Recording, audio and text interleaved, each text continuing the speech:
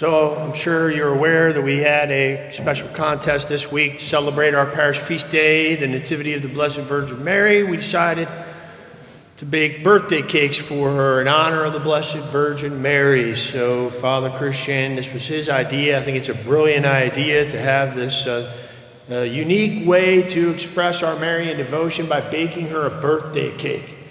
So we had to lead from the front, so we had to make one. So I want to announce the winner of the contest after long deliberation and really careful discernment. Every time we ran the equation through, Father Christian and I came up with the same answer.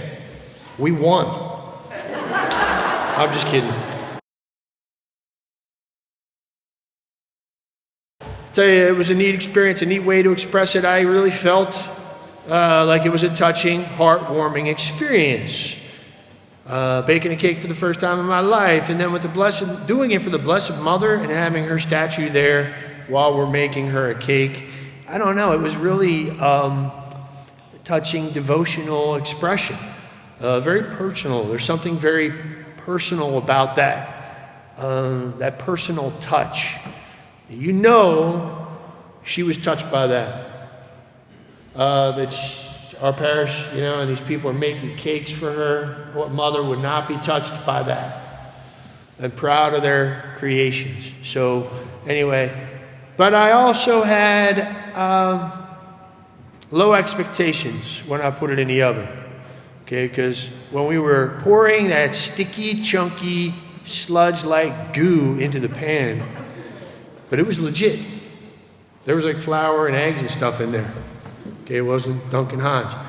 All right, but still, we put all this stuff together and in the mix master thing, we're throwing it all together, and I'm like, it doesn't look like no cake. I had a hard time seeing how that's going to become a cake, okay? So, did we do this right? Is this the way it's supposed to look? We put it in the oven. So I was a little shocked and surprised when we pulled the door open, and there it was. It looked like a cake. Stuck a toothpick in it. And so look, I'm looking at this. I had us read the genealogy, the long whole thing in Matthew's Gospel. Starts with this long genealogy. To me, that's like that batter. This thing ain't quite done. And pouring it in the pan, sticking it in the oven. Doesn't look too good. It ain't done yet. And there's a lot of messy stuff in there in that genealogy. There's hatred and feuds and rivalries, and there's infidelity and all kinds of things. Adultery, prostitution even, and betrayals, and eventually they get deported, and David has Bathsheba's husband, after he commits adultery with her, he has her husband killed. So murder, basically, all of that. It's like, whoo! And but that's our history. We're all part of that mess. Each of our lives could be, there's good stuff in there too. There's good ingredients in there. But it's messy. And none of us are quite done yet.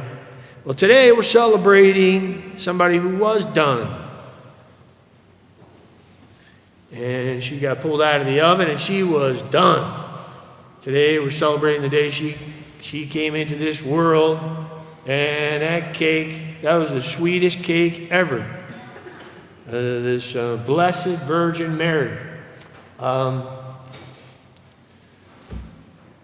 Can't even compare her to any saint. It's not like she just has more holiness or virtue than they do on some kind of scale. No, she's like on a whole different order.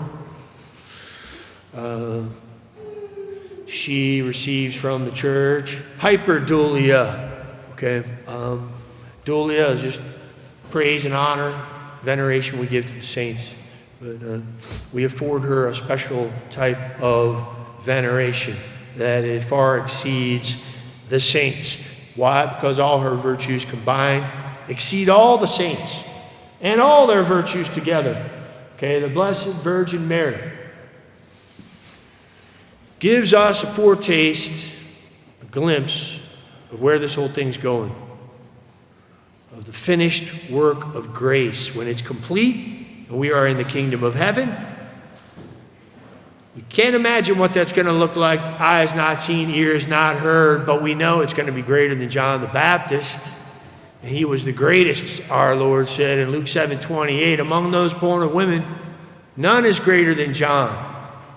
Yet he who is least in the kingdom of heaven is greater than he. Okay, just unimaginable glory, beautiful beauty. When the work of grace is finished in us, and that's what we have to realize, that we see a cake now that's finished, and it gives us something to hope for. When we're in the oven, sitting there, waiting for the timer to go off, wondering, when am I going to come out of the oven? When am I going to be done? Well, we're not going to be done till 10 seconds after we're dead. But then we will sin no more. All the saints were sinners. St. John Paul II went to confession every week. The great Marian saint, St. Louis de Montfort, St. Louis Marie de Montfort, who was so instrumental in spreading Marian devotion to this day even. What were his final words on his deathbed? Finally, I'm not going to sin anymore. I'm sure he said it more elegantly than that. But at last, I will sin no more. You know, I'm finally coming out of the oven, the finished work of the grace of God. So the Blessed Mother's the only one who is right out of the oven full of grace when she came into this world. God made her the beginning of this new creation. A forerunner, a foretaste of what the whole church is going to look like eventually, is to give us hope. It's nice. You look at a cookbook, you're like, all right, I'm going to make a cake. Get all excited, you open the cookbook, and you know, there's a nice picture of the finished cake next to the recipe. Like, okay, pecans, carrots, or shred carrot. All right, and you look at that cake and it gives you hope. You know, I'm going to try my best to make it look like this thing here in the picture. The Blessed Mother's like that for us. She was the only one who was full of grace right out of the oven. Ave Maria, gratia plena, the angel Gabriel greeted her. Unprecedented greeting in the history of salvation. Kyrie ke kari tomine. In Greek, it sounds really cool. Full of grace. Completely filled with grace. Gratia plena. The rest of us are leaky buckets. And we have to keep working at it, keep working at it. But here's what grace, the grace of God, can do when we look at the Blessed Mother. So this grace of God is working in our soul, and it was working there in salvation history. It was at work in the midst of all that mess. It's working and working and working, and here at the end of this whole thing, this whole genealogy, out of the oven, God brings this new creation. It's like He's there with us in solidarity in the midst of all of that mess. He's with us. And even though we're sinners now, it's a very mysterious thing, the working of God's grace. That's why those 24 elders are going to throw their crowns before God's throne in heaven. Because they're going to know full well, you know, this was the grace of God. It wasn't me. Okay? And the glory that we give to the Blessed Virgin, she's just like, look, it all redounds to the Almighty. If you praise me, it redounds to Him, because she's His masterpiece. Like, you know, a lot of people were impressed by Father Christian and I's cake, which is gone, by the way. I don't even think it made it halfway through the week. And I ate 5 pieces. I even ate it for breakfast, my coffee. All right, it was the best cake. Man, it was so good. All right, now, if you came over to the rectory and saw our cake, or people that saw pictures of it or whatever, you know, if you're like amazed and walking around the cake and looking at it from every angle and so impressed by this cake. Of course, Father Christian and I are standing back there gloating like,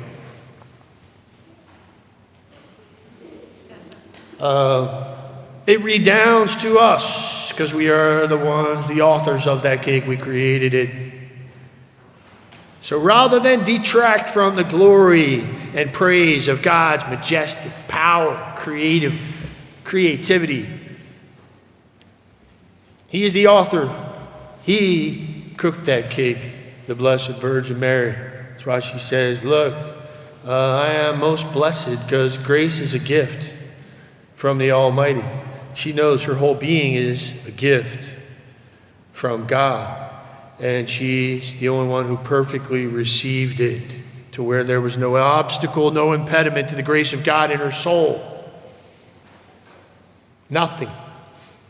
She just flowed with the grace of God so completely. The rest of us, we struggle because we have this terrible principle of sin in us, this fallen human nature called the flesh. St. Paul says, refers to it as the flesh. It stays with us till 10 seconds after we're dead. So look, when we praise the Blessed Mother, it redounds to the glory and majesty of God, His creative power, the gift of His grace. She is most blessed because of what she's received. If God took us to His gallery to show off all His creative works, all His whole gallery, He takes us in there on a private tour, and He sees us looking, going from one picture to the next. But really, the whole time, He's like, can't wait. The grand finale of this tour is He's going to take us into this special room where He has on display His masterpiece. And He's like, man, they're all excited looking at these. Wait till they see my masterpiece. So yeah, we're looking at all these saints, great saints, wonderful. Oh, look at this one. Oh, this is great. Then everybody's jaw drops to the floor, and there's a gasp when they go into that room where on display is His masterpiece. This so far exceeds the Mona Lisa. This absolute masterpiece. Everybody's agog. They come over and are just, it's breathtakingly beautiful. All of that wonder and awe at this beautiful painting redounds to the artist. It redounds to the artist. He's not back there standing behind everybody like, hey, what about me? Hey, turn around. Hey, I'm the one that painted it. That's not what God's like. He is feeling tremendous satisfaction and gratification when we take delight in His masterpiece. That's kind of what it's like with the Blessed Virgin Mary. We honor her, and in doing so, it redounds to God's greater glory. And God loves it. It's not worship. It's just ultimately praise of God. So look, the grace of God is at work in us. It's like a synergy. And it's almost like, we work, and we got to roll up our sleeves and work on ourselves and work on this thing. But we got to do it with the grace of God.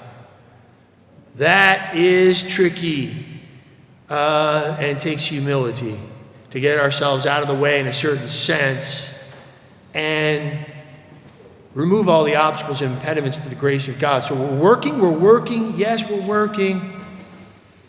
But the whole time we're doing it, we realize, and this is the humility of the Blessed Mother, she stays out of the way. She lets the grace of God work through her. She's always cognizant of the fact that the grace of God is working in her.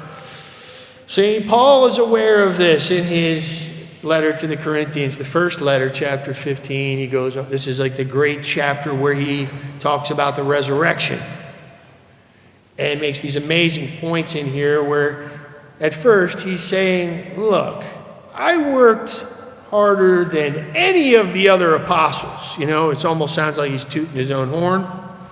It's like, I outworked them all. He's like, I worked harder than any of them. I endured more sufferings and adversities and privations, challenges. I did more in the service of the gospel than anybody. No one can argue that. St. Paul would make his case. I worked harder than any of them. But look what he says at the end. This is a saint talking. Though it was not I, but the grace of God, which is with me. The grace of God is working in him as it is in all of us to get out of the way and let the grace of God cooperate. It's a cooperation. Yes, we're working, but we realize the grace of God is working within us, and we keep that humble attitude like the Blessed Mother. She's the only one who did this perfectly. Wasn't her working out her salvation alone based on her own nature and her own abilities without the grace of God. Like, hey, she just outworked us all by sheer force of will and white knuckle. Yeah, willpower. And now she gets her reward because she's the only one that didn't mess up, based on her working it out through her own nature. No, she allowed grace to bring her nature to fulfillment, to completion, the grace of God. So we're all in the oven, but it's nice to see a picture of what this whole thing is going to look like.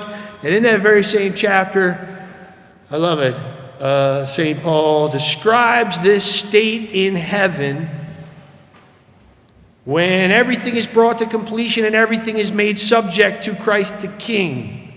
In glory and splendor, all of us, the finished work of grace now. I love the way Paul describes this picture, this scene, this state that we will live in forever.